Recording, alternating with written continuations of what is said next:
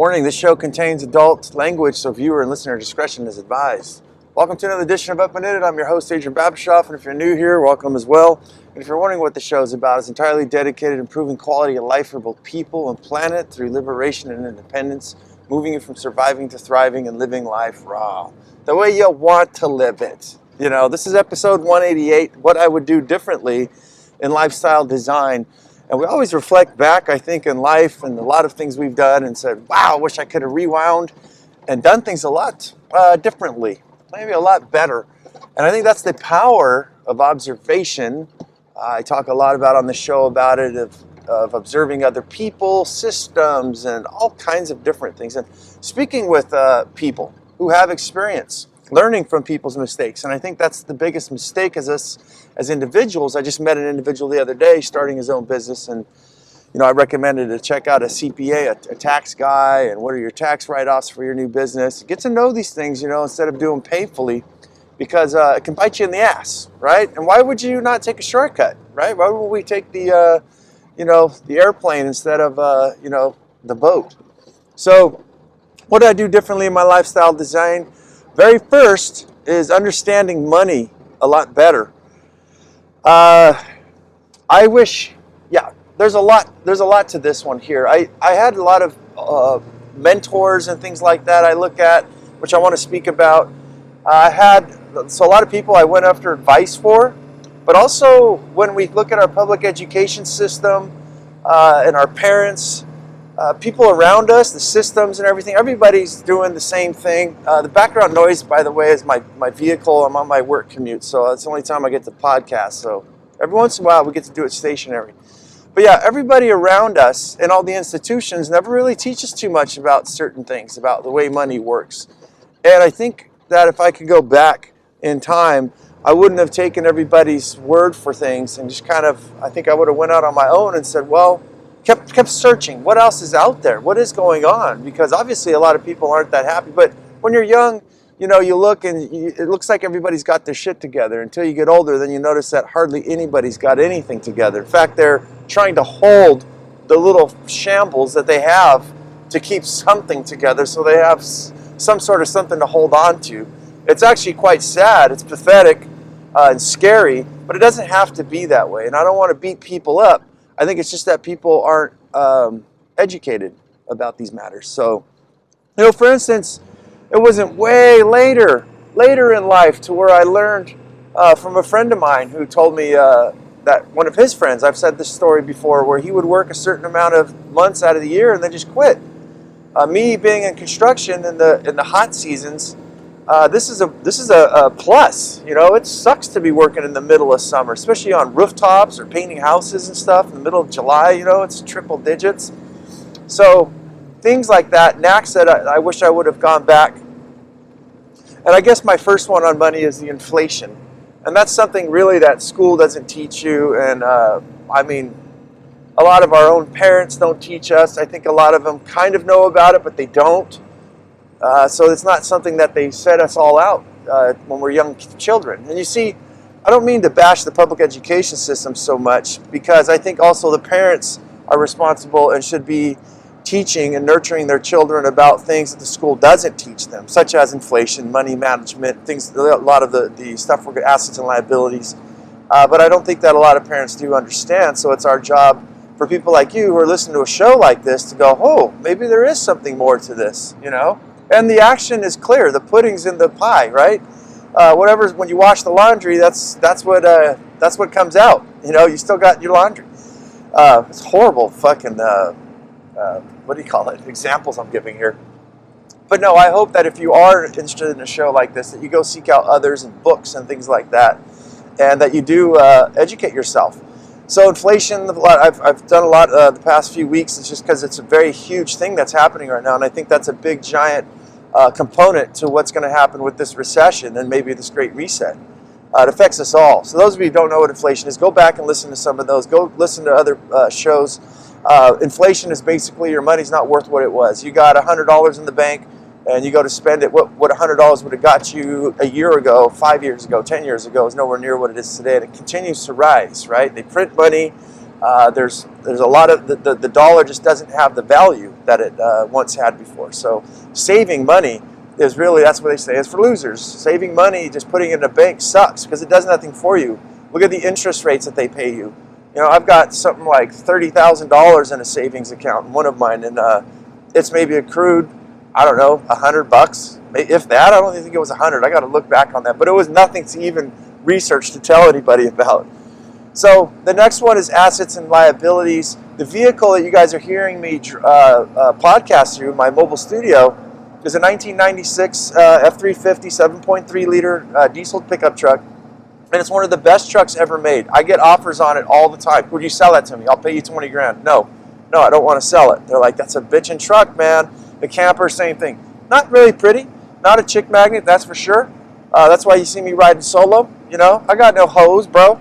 There ain't no hose over here, bro. But it's an asset that you can. The reason why it's sought after is that these things run for long period, like many thousands of miles. I sold one with over 550,000 miles for $5,000, a 97 beat up truck, and it drove off my property no problem, and the guy's loving it. Every once in a while he still stays in contact with me. But assets and liabilities, that's what we have to look at, is when anything in your purchases, things that you buy. I found this out a lot early in life, and I'm very grateful for that, is you know, I have to invest a lot of money in tools being a business owner. And definitely, you cannot afford to buy cheap tools. You'll be buying it like 5-6 times, you know. Why not spend, for instance, I'll give you guys ridiculous. I spent $400 on a battery pneumatic nailer, battery operated. So the reason that I mean, I could buy one for like $150. I can go buy a used one that attaches to a hose, that then attaches to an air compressor. Yes, it's a little faster, but the time of setting up an air compressor, carrying airline, high pressure airline hoses, oiling this thing and carrying it around, where I could just use a battery. And it takes a lot less space. It doesn't wrap up all over things when you're working. So this is an asset to me in many different ways. I guess what I'm saying, I can use these batteries for a skill saw, for a drill, for all kinds of different things, for reciprocating saw. And I can also use it for my nail gun. So I can bring up everything I need in one little bag instead of this giant component. So that's an asset. And I guess what I want to say from assets and liabilities is that sometimes things that you invest in are actually helping you out. But make sure that they're making you money, right? That's the whole name of the game, I think, of the future, is stuff that's going to be able to automate areas or simplify life to get things that much faster, to be able to replace, unfortunately, and I don't like this either, guys, but to replace human beings. That's the name of the game. If we don't understand that, I think we're in deep shit. We should definitely, because that's exactly what I'm doing, without even realizing it. You know, I do everything myself, guys, mostly almost everything myself, and I've replaced a lot of human beings with a lot of these tools that I speak of, and this is an asset. So getting back to the story, assets and liabilities, there's buying cheap shit and things like that. Sometimes buying a home too early, a shitty vehicle, as we said, like something cheap. It's a liability. You spent all this money. You spent like $15,000, $20,000, let's say, on a brand new truck. As soon as it drives off the lot, it depreciates by, like, I forget what they say, like a quarter. Like, that truck's now worth $15,000, right? Just $5,000 right off the fucking bat. I can't remember what the exact numbers are because I never buy anything brand new like that. But I wish that I could have understood. Some of my elders say that they did. They explained these things to me, but I never really remember. I must have been too stupid. But now when I ask them about these type of things, I'm not really hearing some very fruitful, good information on how we can further this. So that's why I choose to make things like this show, to help people like you to understand these things. What would I do different, too, is working capital. I wish when I was younger, I didn't spend all my money. This is a double-edged sword because I really lived life up, man, guys. I went to Hawaii, I used to be a surfer before I had children, became an old fat fuck like I am now, just a workaholic. I've been to Mexico. I've ridden the Guinness Book of Records, the longest wave. I didn't get to actually surf it. I went to go see it in a place called Costa Azul. Things have changed now. That's probably like 20 years ago. There may be a new spot. But yeah, it was the longest wave in the Guinness Book of Records. And wherever I wanted to go, I went. I just wish that I would have saved more money to help myself out in my older age. A lot more money. I would have been a lot more cushioned. I'm cushioned right now, but I'm not. I could have been well cushioned. So it's a double-edged sword, you know. Yes, go out there and have yourself good times, because when you get older and you do apply yourself more towards making money and things of this nature, adulting, as they say, there's not really much time for that kind of stuff, you know. So I think there should be an equilibrium, basically, is what I would tell somebody. Is, hey, go out there and party, but make sure that you are thinking about the future as well. And just, you don't have to throw all your money into savings, but just save some money for shit like that. That you have something to invest. All right, I hate doing these shows on a time budget here, guys. This thing sucks. We need to figure something out. I'm only doing 15 minutes because I'm trying to do 5 days a week. Anyways, let's bust through here. I wish I would have budgeted a lot sooner. This is a big one. I meet, almost everybody I meet doesn't have a budget. And I wish I would have learned the strategies that I have now using Apple's numbers or Microsoft Excel spreadsheet, because that is a game changer that flips your life around in the better way very quickly, gives you basically a light when you're in the dark. And I think people who don't understand these things, that's why they're spinning out of control. Without any budget, you guys are just, you don't even know what you're doing. And that causes all the stress and the extra shit that happens in life. And a lot of people don't even know to repair it, because the simplest thing is to budget and find out what, get assessment of where you're at and what you're able to do, where do you want to go, where's point A, point B, and what is it going to take to get there. And unfortunately, it all takes money. So let's move on. I wish I had to choose my relationships better. You know what? I should save this one for a future show, because there's a long one here. There's the intimate relationships, my mentors, as I said, my friends, business partners, and the relationship to myself. That's a big one. Let's just do the last one here. I wish I'd have saved more money before having children. So now that I have children, I mean, things are great. For those of you who followed me, I love my kids to death. I talk shit all the time. I'm just trying to be funny, man.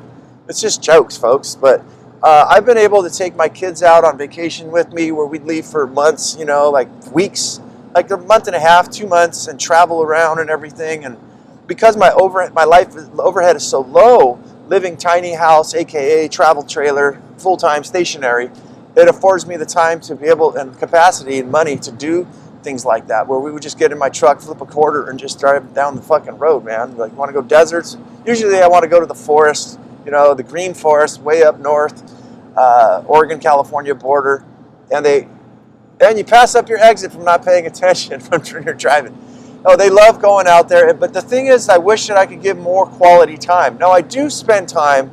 For those of you who do follow too, have a special needs daughter, and it takes a lot of time to put in with her, to allow her to do things herself. She makes messes, and I got to clean it up. So I get stressed out, having to show with my appointments and everything. And I think that life could have been designed a lot better so that no one could foresee that you'd have a special needs kid, but they're a lot of work. But life could have been a lot even more easier. When my first kid, to get the shit out of my mouth when it was born, I immediately started saving money. I started working, I switched gears, and I pounded it, man. I'm one of those guys. Like, women go to nest, daddy goes to straight up fucking war camp. Like, I was like, no, we're making money. I sold one of the biggest jobs I ever did in my life back, I think that was 2000. What is she, an 06? An 06 or an 07? I think she's an 06. Yeah, she's an 06. And right before the crash, but I wish I would have saved a hell of a lot more money and been a lot more smarter, so that I didn't have some of the stresses and things that I have now, and I could really take it easy. Because one of my things with my kids, the reason why I'm not really working and making a shit ton of fucking money right now, is that I know that I don't want to lose the time with my children. I'm going to spend it with them while they're young. My oldest is 14 years old. She's going to be 15. It's already happening where she wants to hang out with her friends and stuff like that. And I'm very grateful for the time that I did spend with her when she was younger, taking her out to like Indian dances, a bear dance that we got invited to, and fishing and hiking and camping and just nature and letting her run wild in the middle of the forest and walking miles down the ocean and exploring the depths of herself and exposing her to music and things like that. It would have been nice to have a little bit more money to be able to do more. I guess I'm a more person, you know. It's not or, I'm an and we could have done this, you know. So anyways, guys, that's the show. I did choose to spend, and I still do right now, to be with my children, be with my family, because I know I'll never have that time back. And once they're grown and old, I don't want to have those regrets. I don't want to have regrets on a lot of my life. And doing all the things that I spoke to, what would I do differently as far as money, assets, and things like that, and relationships? Things could have gone a lot better, but it is what it is. That's the past. But now that we move into the future, there's a lot of things that we can learn from each other and a lot of things we can learn from ourselves, and we can make our lives a lot happier and the world a lot better place, and just spend more quality time with ourselves and with our loved ones. And don't let money in my book, is pretty much the driving force of the world. It's not everything, no, but once it's honed in and once it's organized and leveraged, I'd like to say better, we have a better understanding and more freedom in life. That's just the bottom line. So that's why I'm here. That's why I'm doing this show. But if you guys like this sort of thing, you guys give me a thumbs up or thumbs down, a middle finger. I don't give a shit. I'm trying to do these shows 5 days a week for you guys to get some momentum here.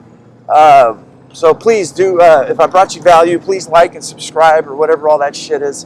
And it's Up and In It. You can find it on TikTok, Instagram, Facebook, YouTube, and anywhere where they'll let me do the podcast. And as I always say, guys, go out there and have yourself a near-life experience. Don't lose your muchness. Carry on the fire. Human up. Live it, love it, own it. And bone it, my friends.